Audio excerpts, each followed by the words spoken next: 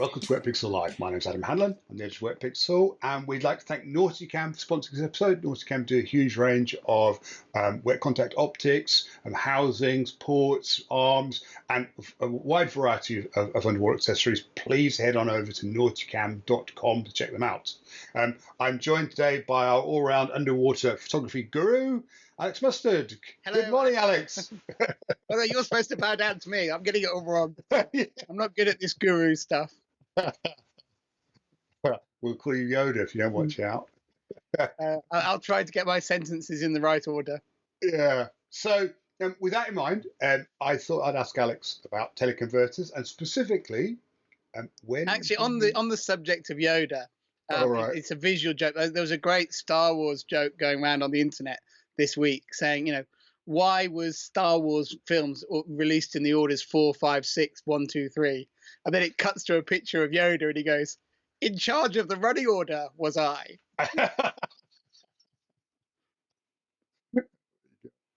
Sorry. Right. Sounds a bit like Wetpixel Live, actually. Yeah. Anyway, so moving on. Teleconverters. Yes. Alex, when and why do you use teleconverter? Over to you. Go. Right, there's a few reasons. Well, I'd say, first of all, what is a teleconverter is probably a good place to start. Yeah. A teleconverter is a supplementary lens that goes between your camera and your normal lens that extends its focal length. So teleconverters usually come in with a multiplying number on them, 1.4, 1.6, 1.8, 2 times, and they basically multiply the focal length of your lens by that. They're typically used in conjunction with telephoto lenses for landscape. I mean, for say wildlife or sports photographers who want additional reach from their lens. So say you're using a 200mm lens and you put a 2 times teleconverter on it, it becomes a 400mm lens.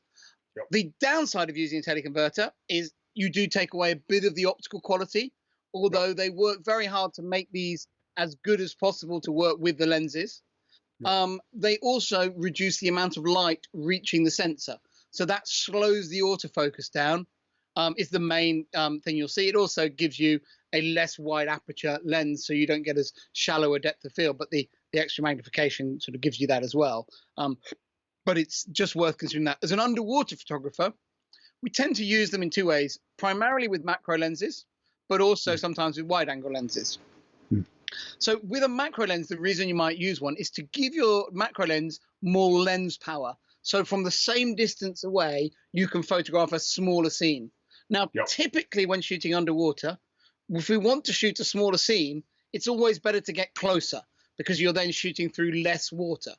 But there are times maybe where the animal is shy or just for, ease of lighting or because you want to shoot a very high magnification shot, then actually having a little bit more lens power is a good solution.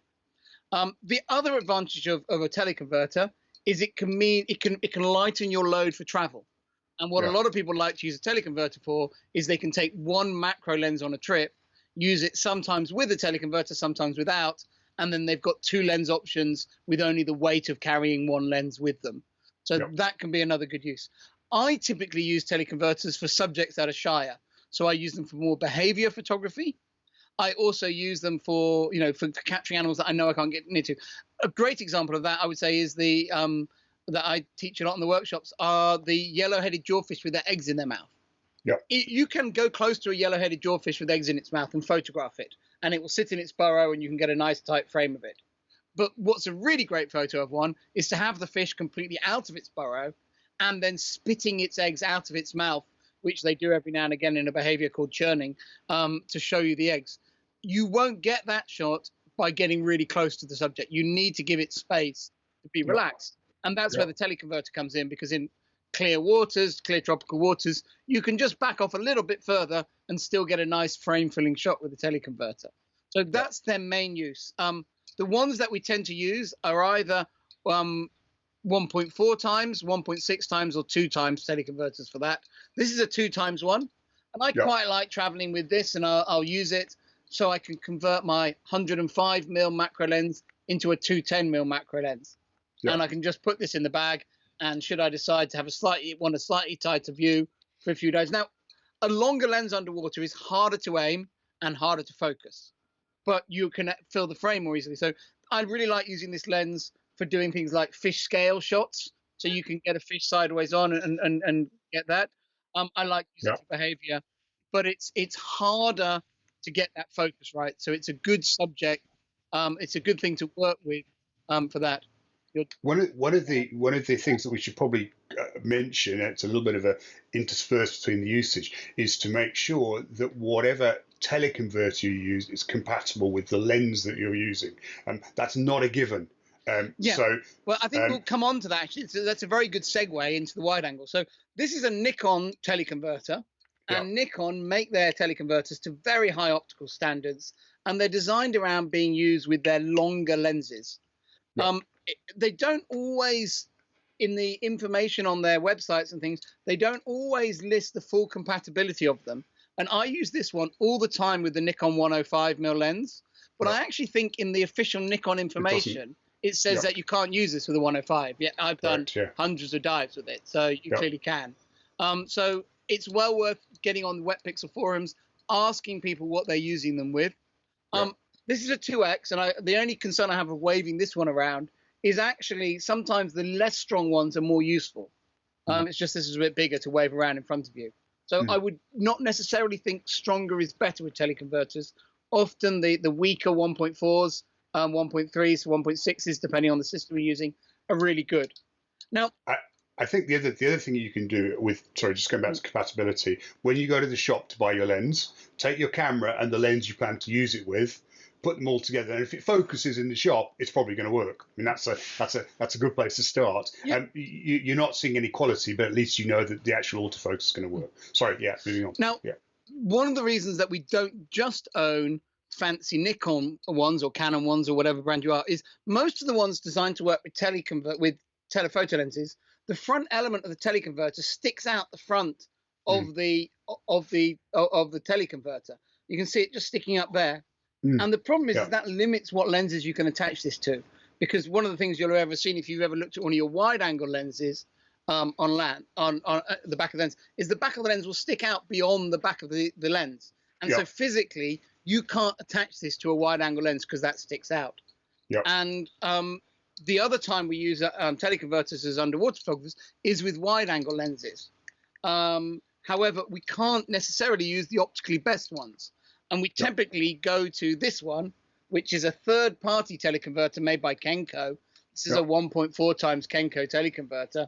And this one, the front element is recessed. So you can fit this onto a lot more lenses. Optically, that's not as good, but it still works pretty reasonably. The reason we use this in wide angle is it allows us to transform our angle of coverage of our wide angle lens. And particularly we like to use these with fisheyes so that we can reduce a 180-degree viewing fisheye down to about 100-degree viewing fisheye, which gives is basically another lens for the price of one, but a lens that will still work well behind dome ports and that sort of thing. The downside of that approach is that these are not that good optically, and particularly with some of the more optically dubious fisheye lenses, you're beginning to throw away a lot of image quality. Now, if you only want your pictures to look good on social media, fine, use one of these as much as you like. But if you actually want to be squeezing the most out of the expensive camera that you bought, it's not a good permanent solution for most shooting. It's something that we use for creating unique shots of specific perspectives, as opposed to using it for everything. So I typically use teleconverters with mini domes and things like that for creating wide-angle macro type images and that sort of thing, as opposed to using them as a go-to solution all the time. I experimented with one, and I think with various fisheye lenses with the high resolution cameras, the D810 as it happens, for shark photography, for shooting big animals. The idea being, again, it would give me more reach, so pretty much a classic use of a teleconverter. And I have to admit that with the resolution on the camera, I was really disappointed with the results optically. They weren't as good as they should have been. And I'm going to blame the teleconverter, but it could have been me. But I I certainly thought it wasn't a compromise for that type of photography. It's not a compromise that I really was really happy running. So yeah, that's quite a common problem. Is people say, very classic example. People have a crop sensor camera. They're used to using a 10-17 on a crop sensor camera. It's a lovely angle of coverage, 180 degrees down to 100 degrees on a camera. That lens, when you put it on a full frame camera, if you put it on a teleconverter, it will give you a very similar angle of zoom. You need a new zoom gear to reach over the teleconverter, but apart from that, it'll work. And the the housing manufacturers make those zoom gears that reach over these teleconverters, so that'll all work. The problem is that you are throwing away a huge amount of the image quality. And if your motivation for going to a full frame camera is to maximize that image quality, putting such a compromised lens on it, derails that. You will still get photos that come out. They will still look good on social media. And if that's your only goal, great. But you're doing better off sticking with a crop sensor camera, and that's one of the reasons why I know you always rate those crop sensor cameras so highly. Yeah, or somewhat controversially, with a very high resolution camera, just shoot it without and crop into it, and post the other way. All roads lead the same way. Yeah, what I've seen from things like super resolution as well is that actually a really well shot file up-reses really well.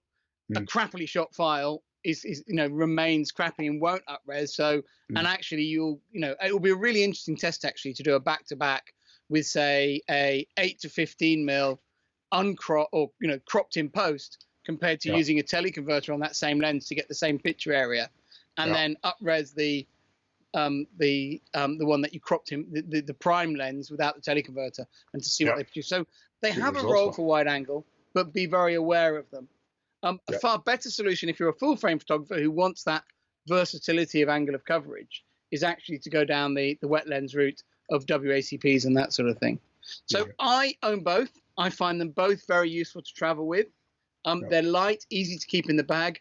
The only thing that you need to do to use them is to have a port extension the same thickness as the teleconverter, so that it physically fits inside.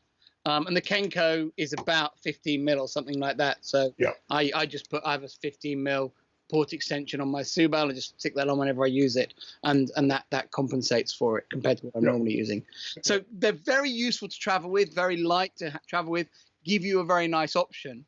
But I think if you're using one as part of your main shooting system, you need to question why you're doing that to a degree. Yes, it will work, but you need to be aware of what you're giving away when using that. Yeah, it's not a free lunch, is it? Yeah. Yeah, wonderful. Your images on amustard.com would show that you use a teleconverter? It's on the EXIF, or is it? No, it wouldn't be in the EXIF. It will actually be in the focal length of the range. So, like for example, if you use this on a fisheye, it will report as 21 mil. Something like that. But no, you wouldn't be able to find it on my website. But yeah, my website's amustard.com, and you can search through images that way. But I have to say, looking through a website or looking through an Instagram feed, you wouldn't necessarily know if a picture's been cropped in post or zoomed, and obviously they're relatively low res on there. Yeah, that's a good point. Anyway, thank you very much, Alex. And we'd like to thank Nauticam again for sponsoring this episode. Thank you very much. Please feel free to add comments in the comment section and drop us a like if you enjoyed it. Thank you very much. I look forward to seeing you again soon.